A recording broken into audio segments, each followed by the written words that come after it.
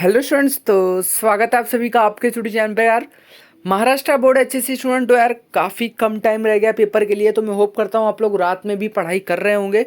तो सुनो, तो जैसे कि आप लोग को पता है यार कि आप लोग के पेपर में जो सबसे इंपॉर्टेंट होता है सॉल्व करने के लिए हमको जो पैसेज होते हैं, वो सवाल जो है ना कभी कभी स्टूडेंट को थोड़ा मतलब डिस्टर्ब कर देते हैं, क्योंकि सवाल के आंसर बनते नहीं कभी कभी पैसेज में। पैसेज हमको पता है आंसर पैसेज में, पर मिलते ही नहीं है यार, होता है, दिक्कत होता है। ठीक है, तो देखो पैसेज में कुछ ऐसे सवाल आते हैं, जैसे यहाँ पर आपको दिखा है read the following sentence true और फॉल्स है। तो अब ये ट्रू और फॉल्स वाले सवाल जो है यार, ये सब टाइम बहुत ले लेते हैं, क्योंकि हमको हर जैसे 4 सवाल दिए हैं तो चारों सवाल के लिए हमको एक एक बार जो है पैसेज को पढ़ना पड़ता है, तो दिक्कत बहुत होती है। ठीक है, तो मैं इसके आंसर भी आपको दूंगा, टेंशन मत लो। तो देखो नेक्स्ट सवाल क्या है, find out from the extract how people have become aware of the danger of pollution and their major that are taking to control it. तो देखो अब ये एक्सट्रैक्ट से फाइंड करके इसका ऊपर लिखने का यार स्टूडेंट कि कैसे क्या होते हैं डेंजर, मतलब मेजर किया जाता है। तो ये सब चीज़ चलो ये आसान है, ये हम सोच कर थोड़ा पैसेज को पढ़ के लिख सकते हैं, तो कोई दिक्कत वाली बात नहीं है।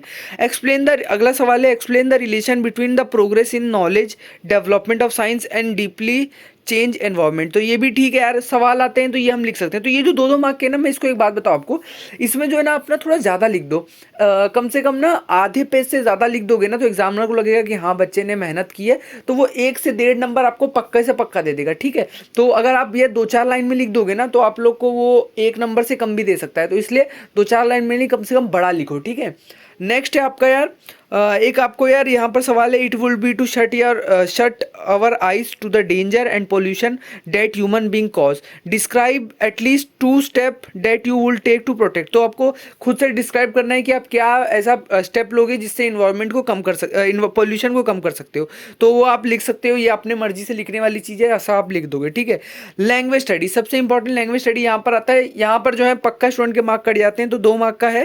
तो देखो इसमें ये सबसे पहले आया use but and rewrite the sentence, तो आपको बट को यूज करके सेंटेंस को रीराइट लिखना है। उसके बाद rewrite your answer beginning with agriculture output, तो आपको जो ये सवाल दिया है इसको एग्रीकल्चर आउटपुट से स्टार्ट करके लिखना है। ठीक है, तो ये सब सवाल मैं आपको इसका आंसर भी दे दूंगा, टेंशन मत लो। अब आता है vocabulary, find out the word from the extract which mean. अब इस मतलब ऐसे वर्ड आपको फाइंड करने हैं जिसका एक्सट्रैक्ट यानी कि पैसेज से, जिसका जो इधर दिया हुआ है, जैसे पॉइजन के अलावा क्या इसमें ऐसा एक्सट्रैक्ट में वर्ड होगा जो पॉइजन के अलावा मीनिंग होगा उसका। तो ऐसे ऐसे सवाल हैं, तो इसके आंसर हम देखते हैं।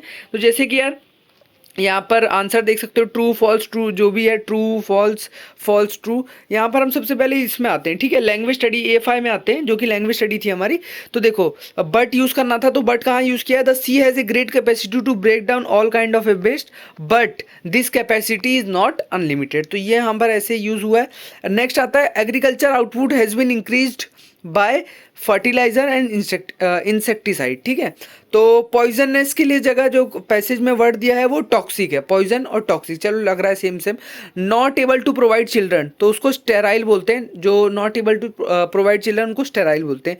मूवमेंट और ड्राइव, तो मूवमेंट और ड्राइव को हम एक कैंपेन भी बोल सकते हैं, मूवमेंट तो को कैंपेन बोल सकते हैं। ठीक है, फिट टू लिव ऑन, मतलब फिट टू लिव ऑन, तो फिट टू लिव ऑन की जगह हैबिटेबल। भाई अगर मैं एग्जाम सेंटर में होता तो ये कभी नहीं सोच पाता कि फिट टू लिव ऑन को हैबिटेबल बोल सकते हैं, तो थोड़ा डिफिकल्ट हो जाता है ये। ठीक है, तो वीडियो पसंद, वीडियो को लाइक करेंगे, चैनल को जरूर सब्सक्राइब करेंगे। वीडियो करता हूँ, थैंक यू।